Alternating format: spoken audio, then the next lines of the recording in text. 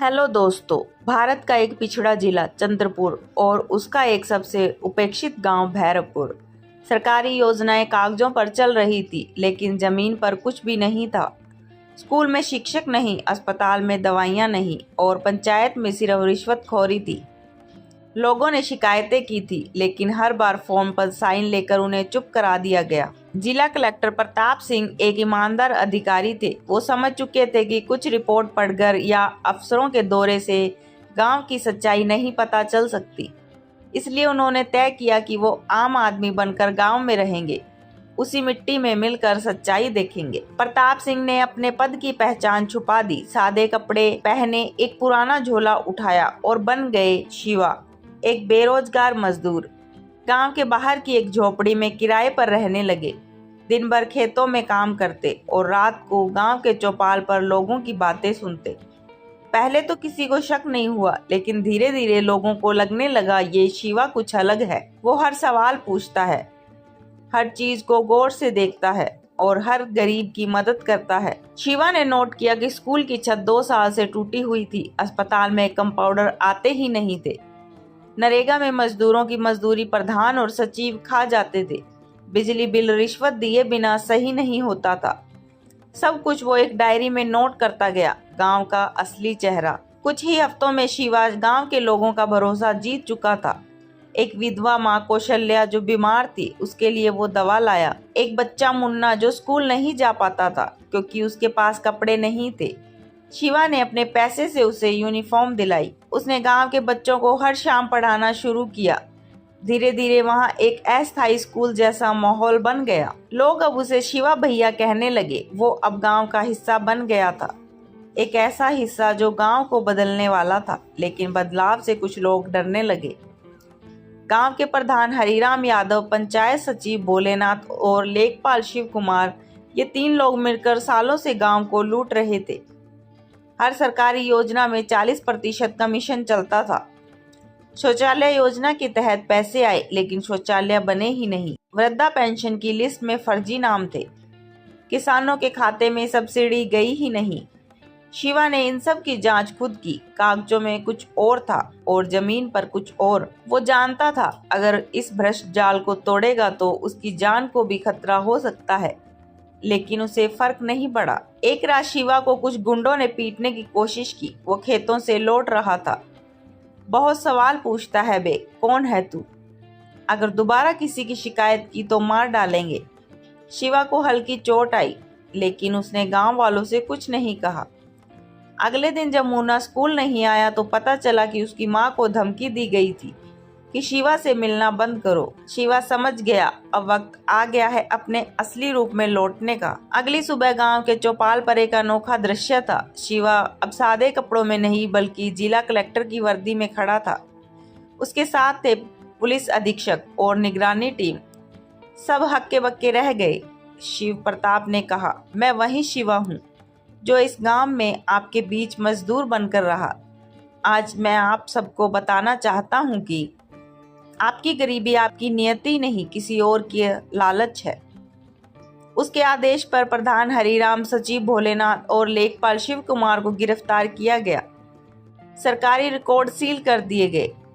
Block स्तर की पूरी जांच कमेटी बनाई गई। गांव में सन्नाटा छा गया, लेकिन एक उम्मीद की हवा भी बहने लगी। शिव प्रताप ने अगले 6 महीने में गांव की तस्वीर बदल दी। नया प्राथमिक विद्यालय बना, सभी बुजुर्गों की पेंशन चालू करवाई, महिलाओं के लिए सिलाई केंद्र और स्वयं सहायता समूह बनाए। किसानों को सीधे डीबीटी के जरिए सब्सिडी मिलने लगी। उन्होंने एक जन पंचायत की शुरुआत की। हर महीने गांव वालों से सीधा संवाद। अब कोई भी अपनी समस्या सीधे कह सकता था और जिम्मेदार अफसर को जवाब देना होता था। 1 साल बाद भैरवपुर अब एक आदर्श ग्राम बन चुका था। वहां के बच्चे अब ऑनलाइन पढ़ाई करते थे और महिलाएं अपना कारोबार चला रही थी।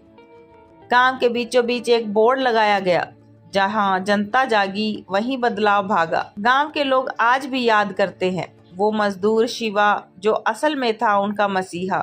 इस कहानी से हमें यह सीख मिलती है कि सत्ता में होने से अधिक जरूरी है संवेदना में होना। अगर कोई अफसर जमीन पर उतर कर देखे तो बदलाव असंभव नहीं है।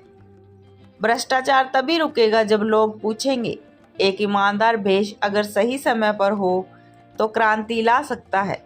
शिव प्रताप सिंह एक ईमानदार कलेक्टर भेष बदलकर भैरवपुर गांव में मजदूर बनकर रहता है। वहां की सच्चाई जानने के बाद भ्रष्टाचार का पर्दा फाश करता है। गांव में न्याय की शुरुआत होती है और विकास की लहर दौड़ जाती है। लेकिन कहानी यहीं खत्म नहीं होती। गांव भले सुधर गया हो, लेकिन जिले के कुछ बड़े नेता और ठेकेदार को ये बदलाव पसंद नहीं आया, क्योंकि भैरवपुर उनके कमीशन खाने वाले सिस्टम का हिस्सा था। एक एमएलए जगमोहन दुबे को हर साल पंचायत फंड से हिस्सा लेता था। उसे भनक लग गई कि शिव प्रताप ने उसका रेवेन्यू सोर्स बंद कर दिया है। वो सीधा राज्य सरकार तक पहुंच गया और शिव प्रताप का ट्रांसफर ऑर्डर निकलवा दिया। जब गांव वालों को पता चला कि उनके प्रिय कलेक्टर साहब को हटाया जा रहा है तो पूरा गांव एकजुट हो गया। स्कूल के बच्चे शिव अंकल नहीं जाएंगे की तख्तियां लेकर खड़े हो गए। महिलाओं ने पंचायत कार्यालय का घेराव किया। किसानों ने सड़क जाम कर दी। यह पहली बार था जब एक अफसर के लिए गांव इतना उठ खड़ा हुआ था। लेकिन अफसरों की व्यवस्था में जनता की आवाज कब सुनी जाती है। ट्रांसफर आदेश मिलते ही शिव प्रताप ने एक आखिरी बैठक बुलाई। वो बोले, अगर आज मेरी वजह से जागे हैं तो कल खुद किसी और के लिए न्याय की लड़ाई लड़ेंगे। मेरा जाना जरूरी है, लेकिन आप सभी का जागना उससे भी ज्यादा जरूरी। लेकिन जाते जाते उन्होंने गहरा वार किया। जिन्होंने जिले भर के ऐसे गाँव की सूची बनाई जहाँ घोटाले हुए और उनके अधिकारियों की पूरी रिपोर्ट राज्य सरकार को भेजी, सारे सबूतों के साथ। शिव प्रताप का ट्रांसफर बादा जिले में होता है, जहां स्थिति और भी खराब है, लेकिन अब वो पहले से ज्यादा मजबूत है, अनुभव के साथ। यहाँ एक गांव है धनोली, जहां दलितों को मंदिर में प्रवेश तक नहीं करने दिया जाता, बच्चियां स्कूल नहीं जा पाती और गरीबों की जमीनें दबंगों ने हड़प रखी है। शिव प्रताप फिर वही करते हैं, भेष बदलकर गाँव में घुसते हैं। इस बार बनते हैं रामलाल, एक दर्जी। धनोली में जातिगत भेदभाव इतना गहरा था कि दलित लड़का कुएं से पानी भरने जाए तो उसे पीटा जाता है। शिव प्रताप ने ये सब खुद देखा, महसूस किया। जब उन्होंने वहां के सीडीएम और पुलिस से बात की तो जवाब मिला, यहीं की परंपरा है सर, हम क्या कर सकते हैं। शिव प्रताप ने तय किया, अब ये परंपरा तोड़े बिना चैन नहीं मिलेगा। एक दिन अचानक गांव के मंदिर में रामलाल घुस गया, अपने साथ एक दलित बच्चा लेकर। पूरे गांव में बवाल मच गया, लोग चिल्लाने लगे, धर्म भ्रष्ट कर दिया। लेकिन अगले ही पल रामलाल ने अपना भेष उतारा और सबको चौंका दिया। मैं जिला कलेक्टर शिव प्रताप सिंह हूँ और आज से इस गांव में किसी को जात के नाम पर अपमानित किया गया तो सीधे जेल भेजा जाएगा। शिव प्रताप ने मंदिरों को सभी जातियों के लिए खुलवाया, लड़कियों के लिए अलग स्कूल और स्कॉलरशिप योजना शुरू की।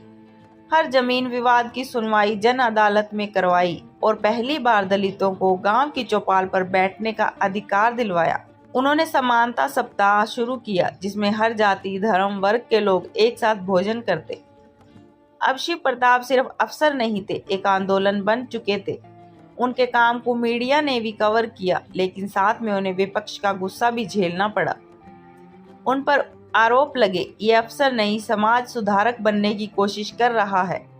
लेकिन उन्हें फर्क नहीं पड़ा। उनका जवाब था, अगर अफसर समाज से दूर हो गया तो फिर संविधान सिर्फ किताबों में रहेगा।